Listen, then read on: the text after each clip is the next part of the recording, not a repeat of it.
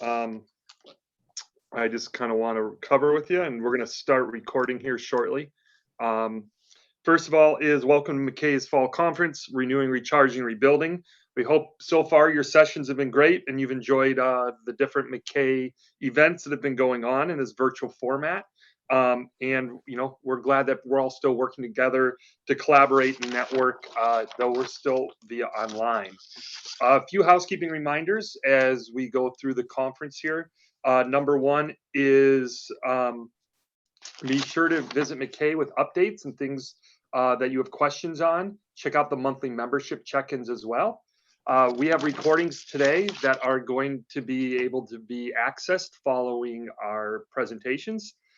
Don't forget to look for your sketches form, the validation form, through your emails. We don't need your PIC numbers right now. That's something you'll look forward to do at the end of the conference. And then I'm going to really turn it over at this point to Oogie and Maha, who are going to talk a little bit about Advocacy 101. They're going to be answering and navigating the chat questions as we go. I think they're going to talk about how they want it to be an interactive event. And I think they're ready to go, and we're recording. Are we recording yet, Oogie? We are recording. All right. So I'm going to turn it over to you and Maha.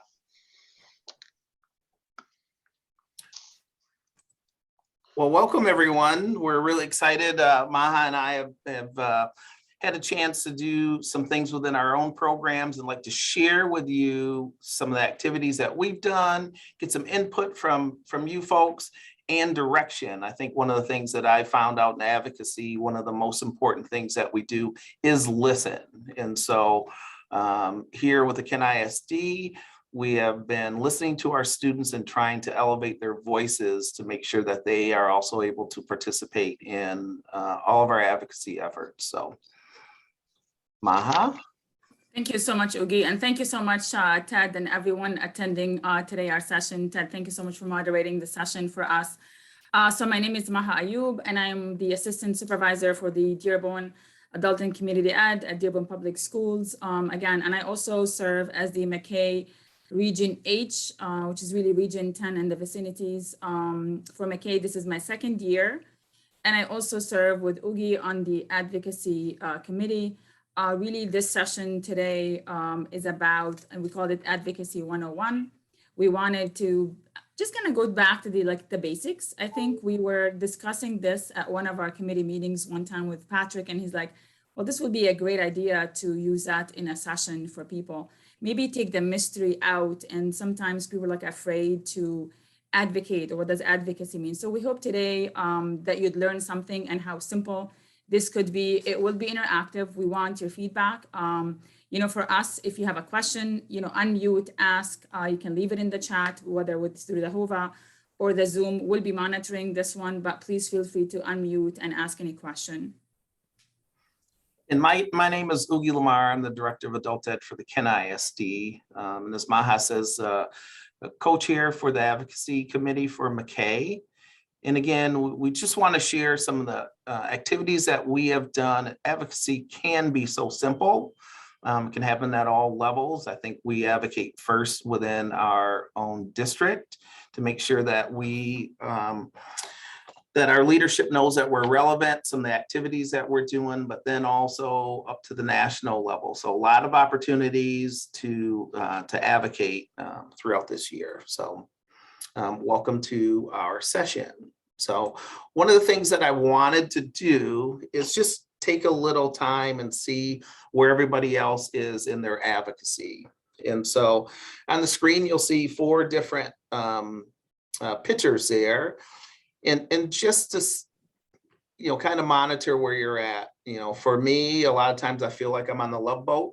I'm able to talk real easily to my legislators and convey some of the feelings that we have.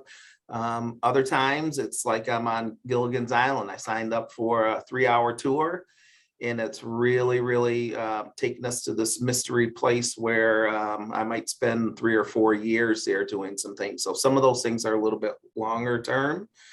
The Titanic, we know how that ended, right? There's a love story that is embedded within that, but also at one point, the Titanic does reach the iceberg. And so some of you may be in that journey. And then also, I found some people are just pirates. They just do what they're comfortable with. They do whatever is necessary, maybe bend the rules a little bit to make sure that the voices of their program and their students are also heard. So just to share with us, if you can go in the chat and tell us maybe where you're at, if you're either on the Love Boat or on the other side, maybe just a big Johnny Depp fan and you want to be a pirate. So just share some of those thoughts that you have, and we'll be able to discuss that a little bit later. So far, Oogie, I'm looking at that. Just so far, we have some answers, and we can take a look at this at the end, because I think I'm going to wait for more people. But more people are like one. A lot of people. So just so we know the trajectory of our presentation, we have about 60% are one. So just keep that in mind. So we have some experienced people here with us today. And so one of the big things that we're doing right now, or one of the activities that we're looking at, there's billions and billions of dollars throughout the US and that have been dedicated for these ARPA funds. And we've been working with Patrick and our leadership, and also got some opinions from our general membership to ask for, it's approximately $21 million. We would like these funds to be accessible not only to our Section 107 folks, but also to our literacy councils and others.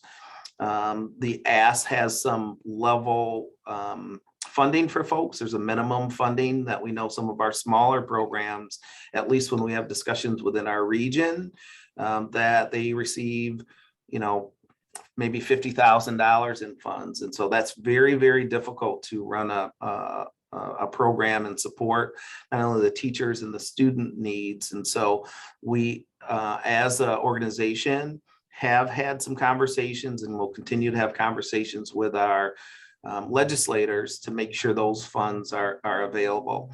Just one example in our area, I know the Grand Rapids Public Schools has received $75 million in ARPA funds. And so far, adult ed has been supported, but no funds directly have come to programs. So just to make you aware of that, there will be a session that we will have through McKay to give you updates on some of the activities that we're doing with our legislators to make sure that we're able to access those funds. We think it's very important.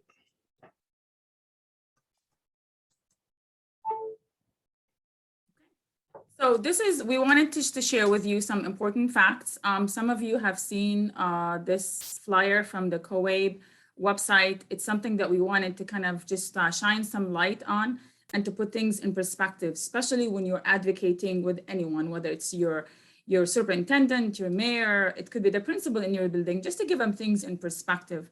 So the main number that we wanted to share first was that $498. Just think about this, $500 is the federal funds for adult learners in Michigan.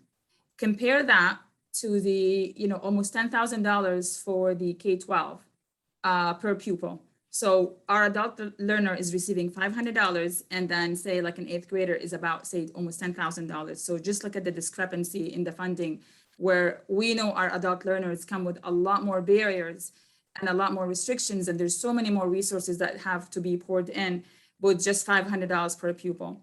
Another number that we think is really astonishing too is over 500,000 people, so 500,000 Michiganders. This is from June 30th, 2019. Are working, adults working between the ages of 18 to 64 without a high school diploma. So all these adults, and I think this number is only going to increase.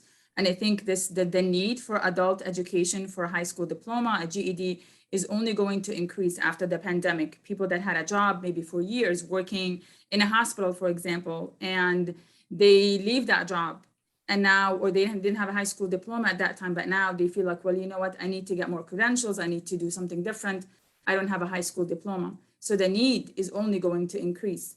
Another number that's really sobering also, which is also bound to increase, is over 100,000 people in Michigan today, adults in Michigan, don't speak English. So, and again, this is only going to increase with the influx now of refugees coming, to our state, to the whole country, but even to Michigan. So again, sometimes when you sit back and you look at these numbers, you really have to put them in perspective, but really that $498, the $500 is the number that I think is the most sobering number. Next slide. Just a question out there in general. I know here in West Michigan, we are receiving about 300 Afghan refugees coming in. Is anyone else, and these are the discussions that we're having with the legislators again, something that we did not plan on, that the world did not plan on, but they will be coming into our community and will require some additional resources. And so those are the types of messages that we're trying to get to our legislators to support in collaboration for us with some of the community organizations that will be hosting these families. And so I'm not sure if anyone else that is attending today has knows that they're going to receive some refugees from Afghanistan coming in. I see something in the chat, and please feel free to unmute if you'd like to answer this question. Somebody from Kalamazoo said they're experiencing the same in Kalamazoo. So there Yeah, again. hi. I was just going to say, Yep. this is Keto. I made that comment. Hi from Kalamazoo. Welcome, Yeah, welcome. thank you very much. Yeah, I just was chiming in to say that we're experiencing the same. So our ESL of Southwest Michigan program, or through that program, obviously we serve English language learners, but our community literacy centers where that program is hosted out of has been, I want to say overtaken, but I don't want that to have a negative connotation, but basically all of the attention is now shifted to this influx. So we've got donations, we've got space constraints because of those donations that are, interfering with class times and things like that. So we've had some stretches on our resources in our ESL program. So we're all adjusting.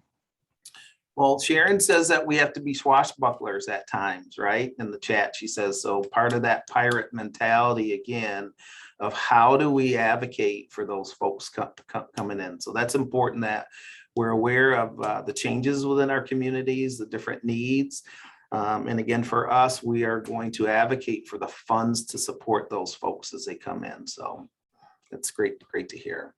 I have a comment from Iwana Oge about like same thing with Dearborn, between 400 to 600 people. We don't have an exact number, but I think, just given the Dearborn and the demographic of the community we serve, and same thing I think with you, Oogie, with that area, the Grand Rapids area, people tend to there's an influx to where they see a lot of refugees like Detroit, Dearborn, Grand Rapids. A lot of these areas I think are going to see an influx of those refugees. The next slide is really to show you this. So this is our program. So this is the Dearborn Adult Ed. And this is when we invited Congresswoman Rashida Tlaib. And I think we wanted to highlight this picture and, to say that advocacy doesn't have to only be in person. Advocacy can be via Zoom. As you can see from the next slides, all the advocacy that we've done for the past year and a half has been virtual. And, again, we have, this is one of our teachers. Actually, what happened is he actually wrote a letter on her website, inviting her to his class, his citizenship class. And he kind of made that impassioned plea that, why he thinks she should join his class and hear the stories. And she answered the call. So it was, I would have to say simple. He just really went on her website. He wrote the letter and then she accepted the invitation and she came in. But something I really wanted to highlight, I think it's the next slide, Oogie, perhaps the next one. Yes, right here. So the first two people in the, so that's Mr. Andy, he's our ESL teacher. And then the first two ladies in the front are the ladies that we wanted them to introduce the Congresswoman. So instead of us doing the sales pitch and talk about adult ed and what we do and so on, we really had these two students, Iman and Farah, sit in the front. They both wrote a story. It's very, very, I think it's like a paragraph. And we wanted to make sure that it's no more than 1 minute because the Congresswoman gave us 30 minutes. So we knew there were a lot of questions. Of course, this was planned. We wrote some questions down. Mr. Andy worked with his students, invited other students to that session. So we had questions. We wanted to make it organized so we can make one efficient and maximize her time to answer questions. But what was really powerful for that one, when they came in to see Rashida Tlaib, the two students that spoke, they spoke with an accent. Their English was not perfect. And that was the takeaway that she commented on the most during the beginning of her opening section. She said it reminded her of her parents when they came into America, being immigrants, being ESL learners. And really, we actually, that was intentional. We didn't want someone to have perfect English, and then have all the great story. They just really wanted to welcome her. They both did. They welcomed her with their own accent, with their own way of saying certain words. And she loved that. And she kept going back to it through the whole session and really kind of, again, reminded of her parents, of her background. And I think she also needed to see what adult ed is. It is people like this that have a degree, maybe from their own country. They come in, they have new beginnings. They're over 40, for example, they have families. Farah told her she had 3 kids. There are 3 doctors who live in America. So it is really a success story, but indirectly. She had to see that. She can see that.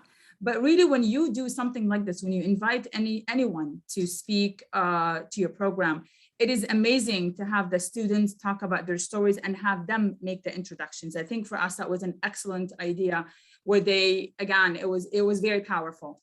And then this one, same thing, we have, if you can spot who's here, this is Congresswoman Debbie Dingell. She also came to our program, same class, Mr. Andy's. You can see him up in the, I think it's like the top right-hand side, that's Mr. Andy Words. So again, the Congresswoman came in, same thing. She answered questions about citizenship. She talked about, students asked her a lot of questions. And she was gracious enough. We had also 30 minutes. As you can see, it's still via Zoom. Our teachers attended. And then on the far left-hand side, we had, excuse me, our superintendent, Dr. Malaiko, who attended this session. And then on the other side, also, I think the one from the far right above with the checkered shirt, that's our executive director, that's Mr. Mike Asali. So we invited both of them and they both came in. They could be advocates. Your superintendent sometimes is your biggest advocate, by the way. I'm not saying that it's always going to be roses, it's always going to be great, but they need to know what's happening. What is adult ed? What do we do each and every single day? I'm gonna go to the next slide, Ugi. And then I think this is the last one here of invitees that we had to our program. This one, I don't see the last slide, Ugi. I think one more, please, because this is the same one. Yes, right here, thank you. So this is Abdul Sayed, same thing, Mr. Andy invited him. He's in the middle. I think we had about an hour with him, but this was fun. I mean, he's not an elected official, but he did run for office and he's a very vocal advocate for education, for immigrants and so on. I think our students had the most, I would have to say, it was a lot of fun. It was an interactive session. They asked a lot of questions, and perhaps it's because he spoke of his parents and his experience, his background, and about his family, like his mom and dad were divorced, his mom, his dad remarried, somebody who's American, whose parents, were in the army. So again, so there was a lot of mixture of information that it was amazing for him to share with the students, but for them to see someone like this, that looks like them, and really knows about the background, maybe the religion, the culture, and so on, be able to speak about the culture and what it's like to be an American. I think it was wonderful to just invite people, to let them know what we do each and every single day. So the more you advocate for your program, anybody, almost like people that can know what we do, I think it's wonderful. Just reach out. Like, again, this is something where he reached out to them. He wrote a letter to them and on their website, and they accepted the invitation and they came in. Next slide, please, Ugi. Okay, so this one is a meeting that we just had this week. This was on Monday. And the reason I wanted to kind of stop at this for just a moment, we had this meeting. So my supervisor, Ioana Garisi, myself, Patrick, had a meeting with Senator Santana. She couldn't come in, but her chief of staff came in. And something that really struck me about that meeting is when he began, again, we were talking about the allocation funds, we're talking about adult ed and what we do, and Patrick, is giving that presentation, going on and on. And I think his name is Nick Cook. So he was gracious enough to let us know that, the senator is an advocate of adult education and so on. And then he stopped at something that really struck me, which he's like, well, there are a lot of grandparents right now after the pandemic helping their grandkids at home with their homework, and they need literacy with that. They need to, that digital divide has really been apparent after the pandemic. And he spoke about this one as adult ed. And I think it was excellent to stop at. A lot of times that's what people think of adult education, which is really, this is community ed. These are enrichment classes, maybe taking like an internet class, maybe Microsoft Word or Google or what have you, which we do in, each and every single day. But adult ed is a lot more than that. And I think what we wanted him to know is adult ed is really about second chances. It's about giving hope to people that lost, that dropped out of high school at 17 for whatever reason, whether it's a male or female, pregnancy, broken home, drug addiction, whatever reason. Sometimes it's just no reason. Sometimes people, just don't want to study and they drop out for whatever reason, but then they come back 20 years later, really wanting to have the second chance. And I think this is what really the takeaway from this meeting was for people to know that adult ed is about second chances, is about hope that you give your students, the people that come to your doors. They come with all sort of barriers. They have kids at home, there's childcare, transportation, there's a second job. And I think when you put all these in, and it's like a cluster of barriers that we have to, kind of take in consideration and still educate, whether it's your GED or English or anything that they're trying to do, or even computer skills. But that's what we really need to let people know, that these people come in after they had done something in their life, they've lived a life, and they realize, what, I need to better myself. And we help them do that. And that's really the message that we want them to know. And I think today in the keynote speaker, he kind of highlighted that people come back after, they've lived an experience and something happens, and they come back and they need to better themselves. And this is really what we need to focus on when we advocate. Okay, I turn it to you now. Well, as I look and see some of the participants in here, I see Linda. Hi, Linda. Great to have you here. Linda has been really someone who we've looked in the past as a board member to help us with our advocacy efforts. One of the things that she taught us, and maybe Linda, you'll want to speak on this before I go into our next slides, about really elevating student voices. And I want to give an example of some things that we've done this year with the Ken ISD. But Linda, do you want to unmute and tell us just a little bit about some of the things you've done with elevating student voices and advocacy in the past? Do you mind? Thanks, Oogie. Can you hear? Yes. Just real brief, McKay was and is a big supporter of adult education. And they were gracious enough a couple of years ago to send myself and 2 students to COAB's Student Ambassador Program that was held in Arizona. And we went there and got the training, and we brought it back to Michigan and are able and held a training program where we trained 25 students and program directors, supervisors on how to do advocacy. And I think one of the most powerful weapons we have is our students. It's right within each of our own schools.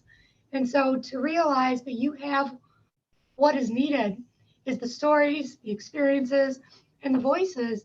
They just need the right people to hear that. And I think what's important is to remember, McKay can do that training and bring that back between the advocacy committee with Oogie and Maha.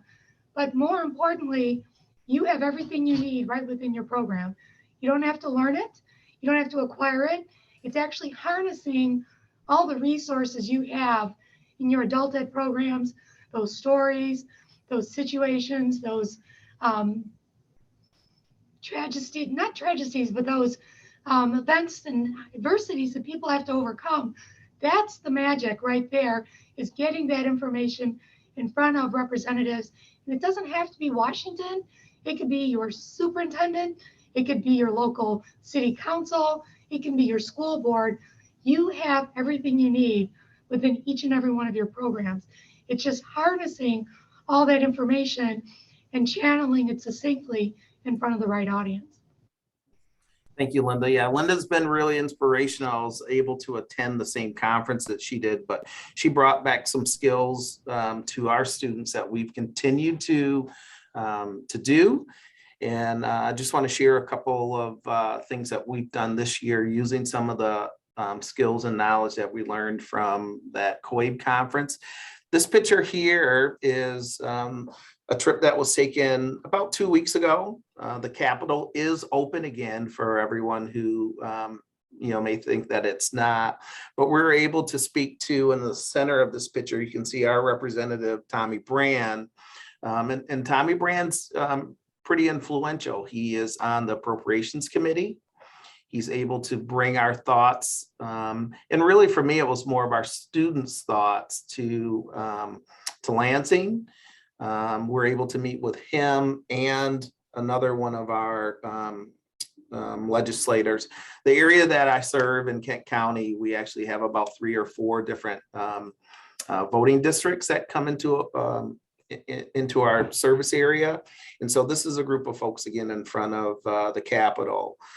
What was nice with this trip was he was able to bring us into the Capitol and explain how legislation or bills and laws are made.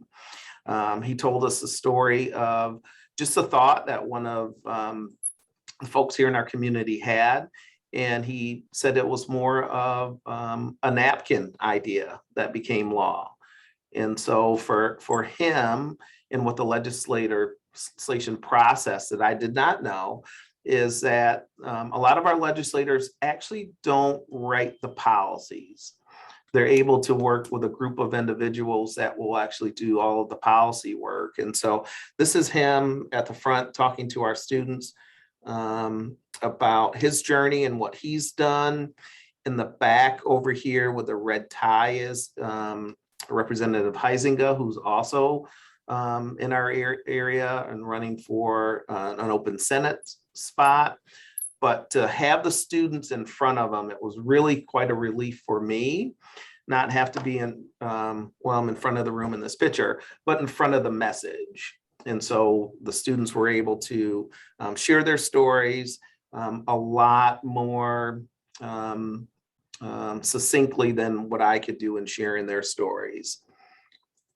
After that, Representative Huizinga was able to bring us onto the floor. And these are stories, again, that I think our students come back with, feeling more empowered, knowing that Representative Huizinga, former mayor of the city of Walker, it's just a person. These were our ESL students that for us, having them learn how our legislation works, their role and their ability to be able to vote and bring their opinions to our legislators, I think was very, very important.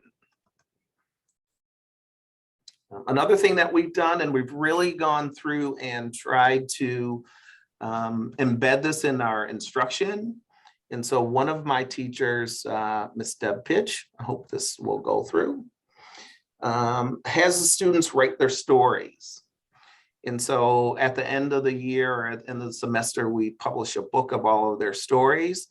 And so here's just some of the examples of what they've done. Again, Deb is one of our teachers. She's been teaching with us for a little over 5 years. In her class, she had 46 students representing 23 different languages. And again, from all over the world, we wanted to allow them a chance to write about why they came to the United States, how important education is. We found out through reading some of our student stories, again, that a lot of them were not able to access education at all in their country. And so some of the stories that they've written are just handwritten. We like that ability for us to show the students' progress and what they've done. This student here is one of our students that came from the South Sudan. and their fiance was a US citizen. And so we're able to have those deeper conversations with our legislators about the importance of becoming a citizen, the hard work that they do. It's okay if we see and we kind of like it that they're scribbling out some things and going through. Miss Pitch has gone through and done a little front picture for folks as they've gone through, and then really allowed them to have their voices heard. Quite often we use these student stories when we invite our superintendent in. We've invited the mayor. We've named these as listening tours. And so a lot of times when we engage with our legislators, they want to come and tell us their position on different things that they're thinking about, but we wanted them just to come in and listen. And so our students were highlighted and focused on what they're doing, their journeys. Andy is really has some great penmanship, a little bit better than mine at times, but again, was able to share his story. Again, some other examples are students from the Democratic Republic of Congo and their stories. And so at the end of this process, the book was about 50 pages with different stories from the students in there. And it's also something when I go out and meet with some of our legislators, if the students aren't able to speak, I give them, I'll hand them one of these books. So just another way of looking at and advocating for our students. So if I can get out of this.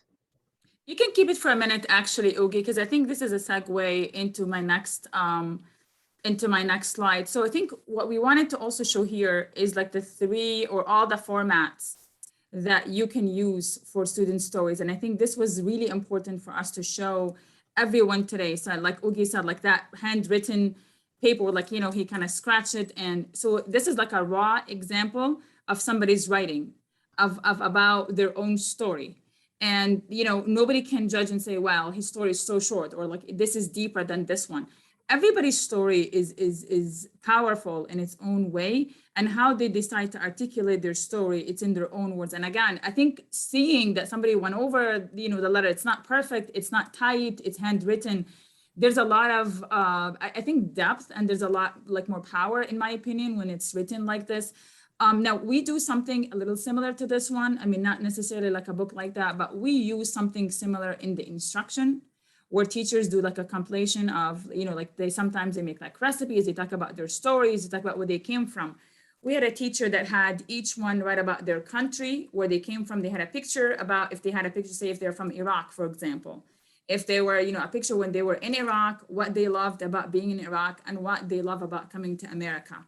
Like almost that story about, well, I love my country, but I'm in America now, and this is what I love about being in America. And it's really like letting them know, again, assimilating in any society is speaking English. You have to really have a good grip of the language, but talk about the power of their stories. Talk about coming here, learning English, having to really have a lot of, again, new experiences that they have to deal with. I guess sometimes, legislators don't know that. But really, the next slide that I have, it just says, where do we go from here?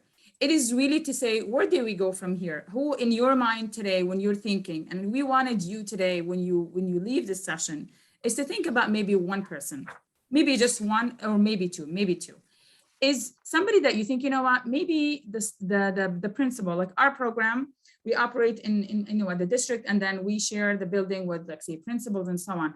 Sometimes they don't know what we do, or they have no idea of the challenges that we have each and every single day. Our adult students have each and every single day. We do.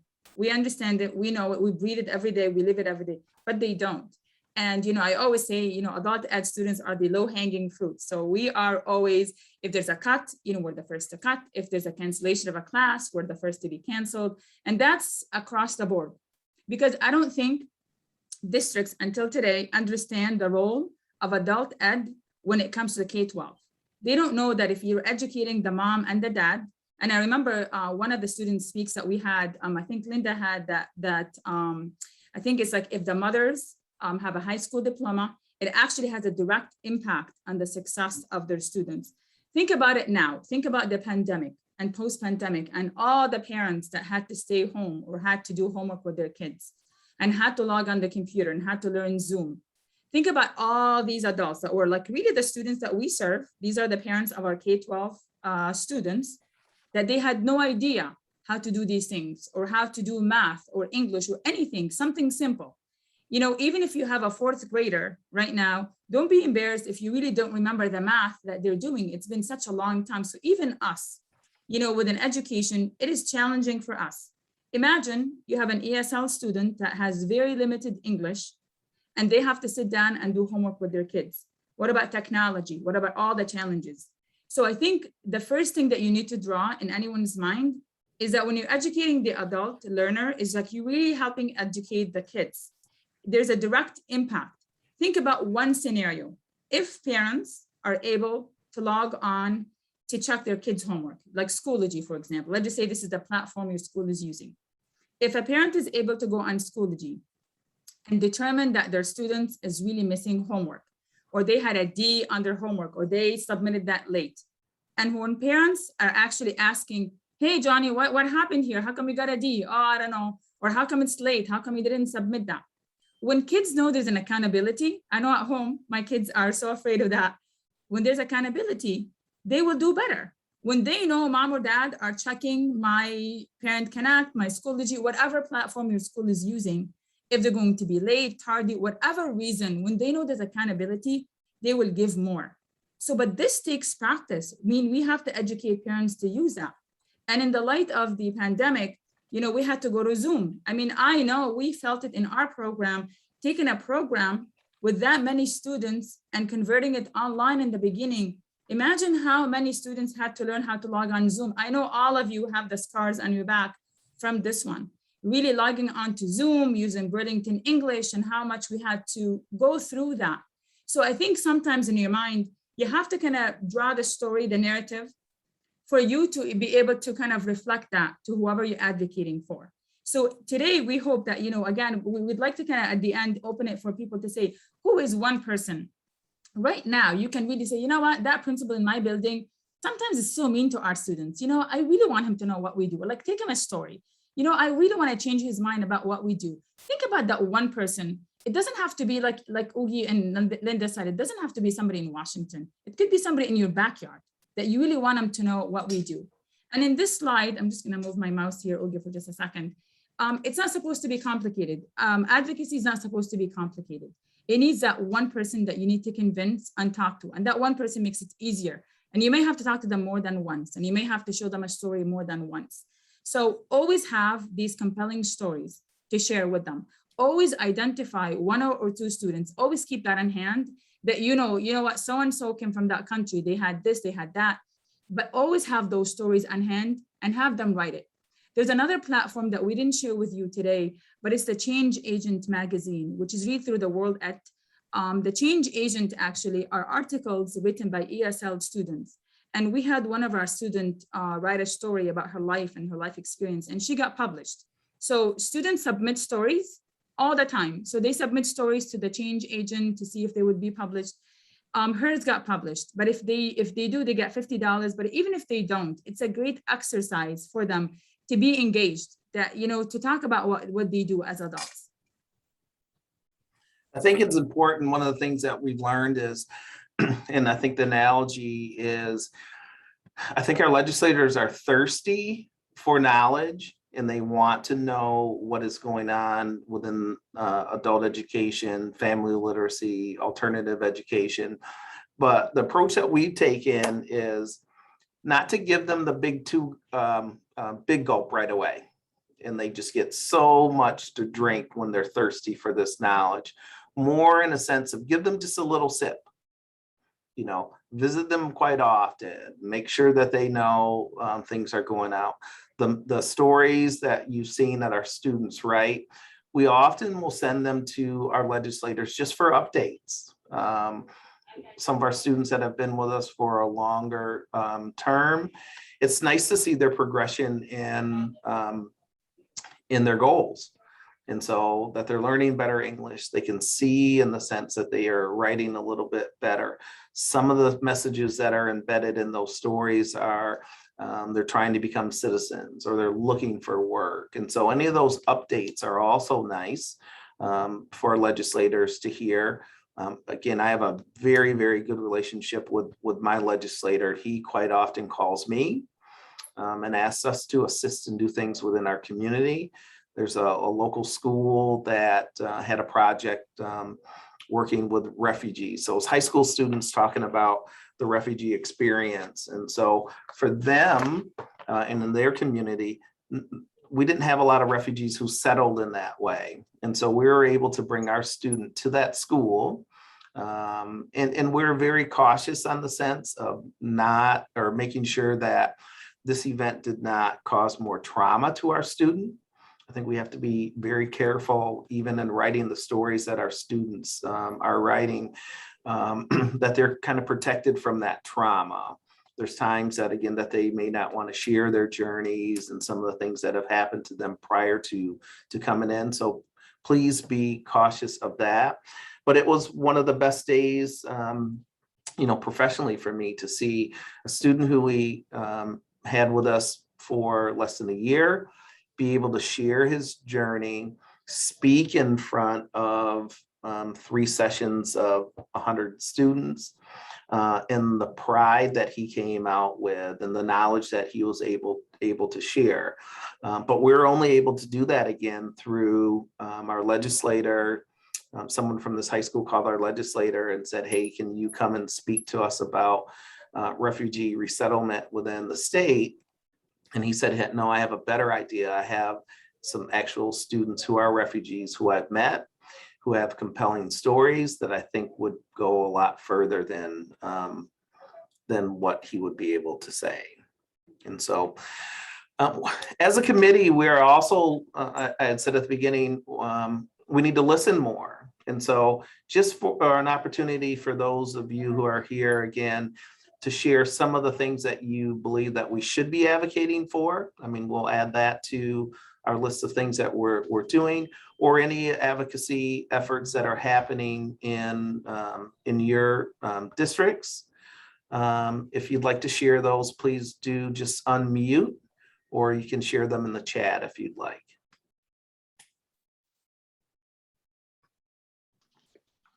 Well, yeah, I There's a have seen a few question. people.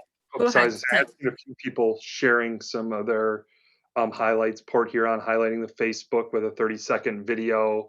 So those are great ideas that I would encourage people to share. These some of those are a little bit easier to maybe organize or to start with and more comfortable. So I saw that was one of them in the chat. Who's here from Port Huron, or let me see who that is. Jenna, you want to give us a little more of an update on those efforts and how it's worked? Sure. And it's, Facebook is just it's free. It's free, and we just have a lot of community members that are part of our Facebook page. They've friended us, and it's just a way to keep track of, put a face to our program. And the real challenge, what's really nice too, is that, like you were saying about telling your story, our students need to tell their own story. And we need to teach our students to advocate for our program instead of us, because that's really what it's about, is our students, not us.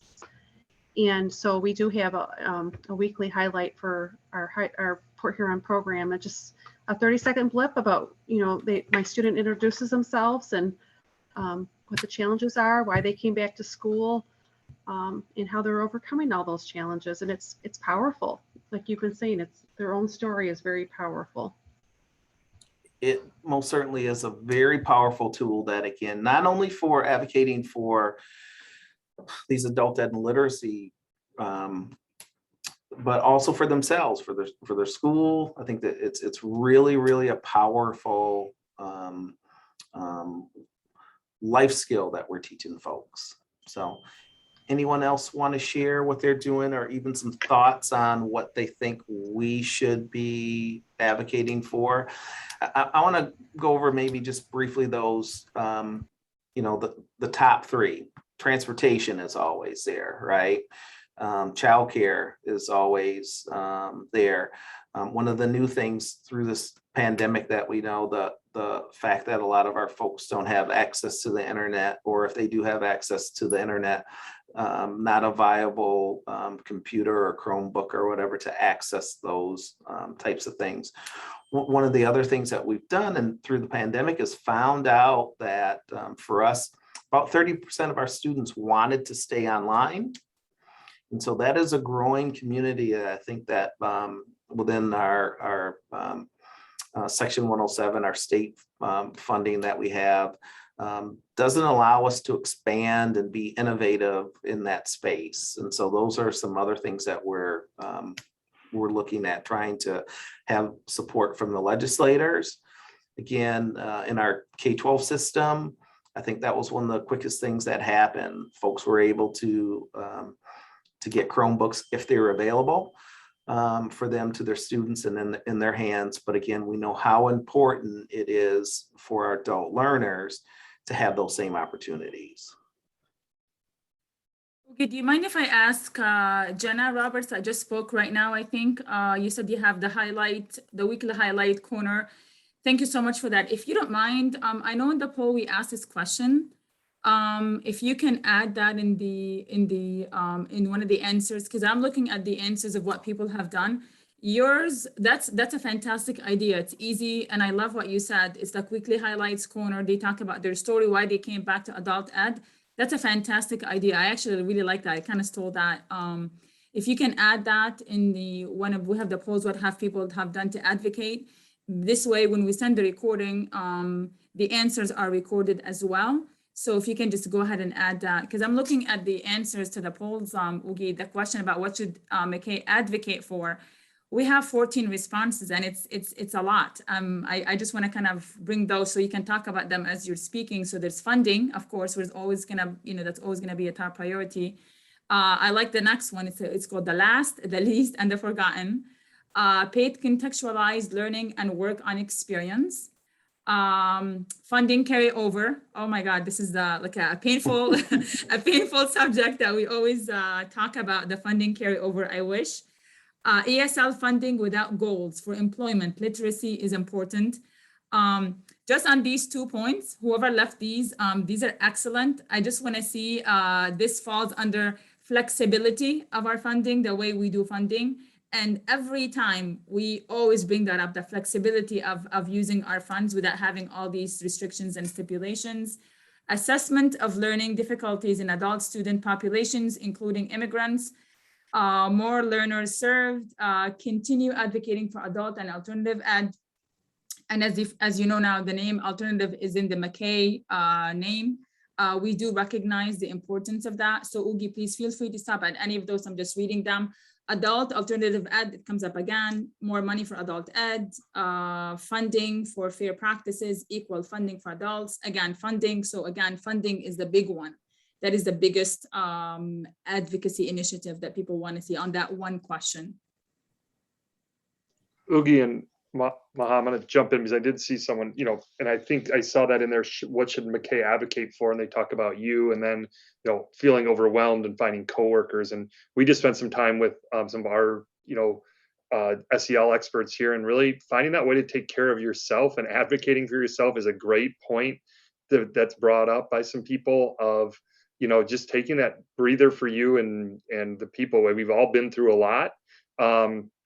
And just advocating for yourself and your staff. And I think that's how to possibly get in some of that buy-in from your coworkers of doing some of those little things and trying to, let them voice some of that social emotional side and take care of them and take care of yourselves, because there's been so much going on the last, 18 months. So just kind of putting those two together that I saw there. An excellent point, by the way. I actually love that. And I think, we all do that. I think I had one of those moments myself just a few days ago. I think it's just a lot of stuff that we're always, and I think, if I may share this, Ugi, before, and then you can jump in, is we find that this year, more than any other time, we're juggling so much. There's just so much to do. We have a lot to deal with. Again, we don't have the luxury in adult ed. We don't have like counselors and social workers and psychologists and all that. You have your teachers, you have you in the office. So we find that each one of us is doing, 5, 6 things all at the same time.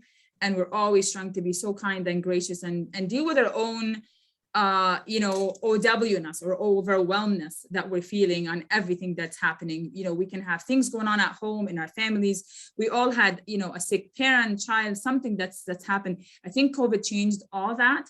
Some of us have things are dealing with at home that's already adding a lot of stress to their day anyway. So when you go to work, you have all these other competing things that you have to deal with. And we're all having these moments. And I think, sometimes again, maybe you go to your supervisor, or if you have to go somebody that you can find and let them out. I think if you let people know you're not okay, it's okay. It's okay to not always be okay, because I know for myself, I'm not always okay. And I am vocal about when I'm not okay. I'll go and say, you know what, I'm not feeling good today. Like I'm feeling stressed or something's going on.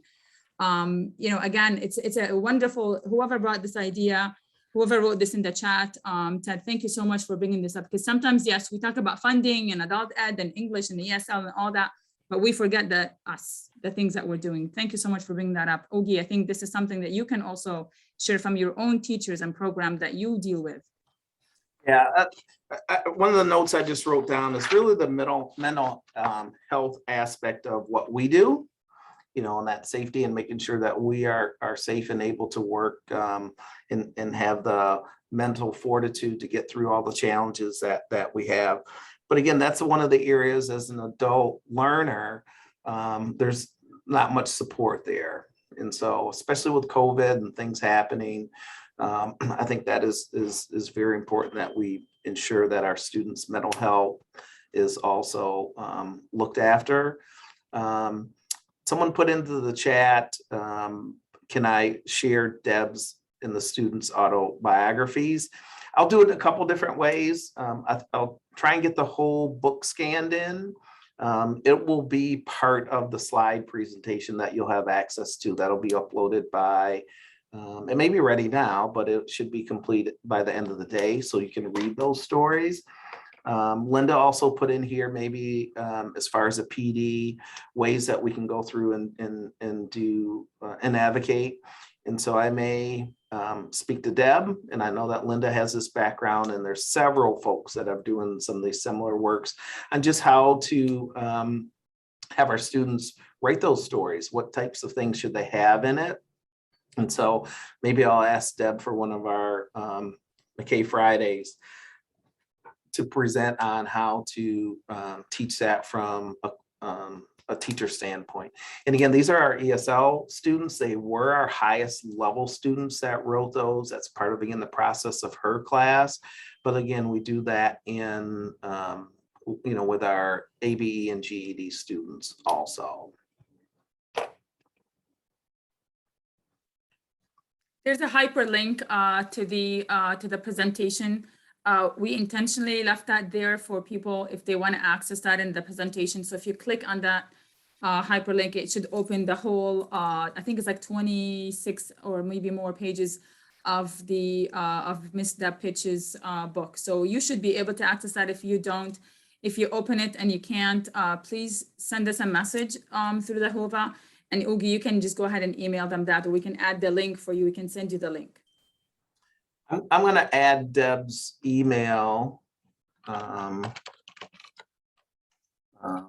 the chat also, and so a link with her. I'm sure that she will be able to, or is willing to share that with everyone. So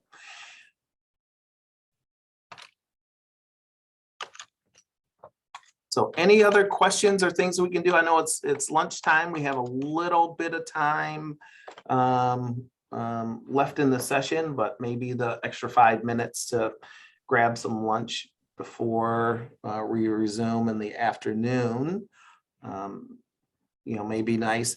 And again, in our presentation, you'll be able to find both Maha's and my contact information. If there's things that you need help with or challenge that you have, Patrick has been wonderful in support of all of our programs throughout the state. I believe in the last month or so, we've spoken to over 30 of our legislators to make sure that they are on board with some of the activities that we're doing. And again, really educating them on all of the hard work and challenges that we have. Again, our ask for nearly $21 million should be able to support not only our K-12 or not our adult ed programs that are in LEAs, but also thinking about alternative education and how we support that, and also our literacy centers throughout the state. Okay, before we go, just the poll for the where are you now? I think it says 43% Pirates of the Caribbean. I think that's the winner. And then 18% Titanic, 21 Gilligan's Island, I'm sorry, and then 18% Love Boat, 21% Gilligan's Island, 18% Titanic, but the majority are the Pirates of the Caribbean. I think that's what you said. That's what you said. It's that Johnny Depp effect. Yeah. So be swashbucklers out there, as was said before, and any types of things that you would need or any type of support that McKay and especially our advocacy committee can do. We would love to do that. And I think we'd be short-sighted if we didn't say Ted is also a part of our advocacy committee, and Bob Stee as far as our leadership board members that are part of that. So please feel free to reach out to any of us, including Patrick, Tammy, or any of our board members if there's some things that we can do directly to support your programs. One thing I'm not sure if we mentioned, we have that Ignite software. And so there's a lot of chances for folks in 3 clicks to send messages to locally to their mayors, to their senators, to the president, and any of those folks that are able to influence our funding and programs throughout the state. Thank you, Oogie and Maha. As we have 3 minutes before lunch, just a couple reminders. Like they had mentioned, please feel free to reach out if you have questions or ideas. It's or create a discussion out in WOVA of, what are some other ideas possibly that you're using, and get those points towards those prizes in those baskets. In addition, just a reminder, tonight you have animal trivia going on as kind of one of our social events. And just, I want to thank everybody for, taking that time. Enjoy your lunch. Thank you, Oogie and Maha. You kind of show how simple it is to start that advocacy movement. It's sometimes not as complicated as we think it is, or we're already doing it and we just don't realize that's what we're doing. So thank you, and everyone have a wonderful lunch. Oogie, will you stop recording then?